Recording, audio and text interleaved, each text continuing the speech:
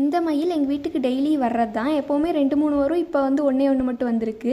இது வரும் அப்படிங்கிறக்காக எங்கள் அம்மா அரிசி, கோதுமை இது எல்லாத்தையும் இந்த தட்டத்தில் இந்த டப்பாலெலாம் போட்டு வச்சுருப்பாங்க.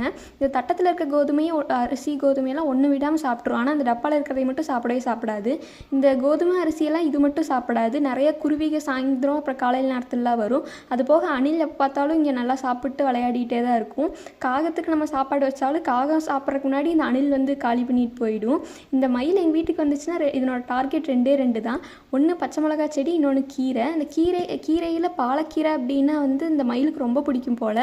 அதனோட வேர் வரைக்கும் போய் ஃபுல்லாக சாப்பிட்டு போயிடும். அப்புறம் மிச்சம் எல்லா கீரையும் நல்லா சாப்பிட்ரும். அது போக இந்த பச்சை மிளகா செடியில் வெறும் குச்சி மட்டும்தான் இருக்கும், மிச்சபடி எல்லாத்தையும் சாப்பிட்டு போயிடும்.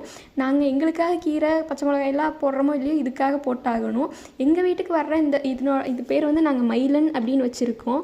உங்களுக்கு இந்த ராதி ஸ்டைல் குக்கிங் பிடிச்சிருந்துச்சுன்னா லைக் பண்ணி சப்ஸ்கிரைப் பண்ணிக்கோங்க.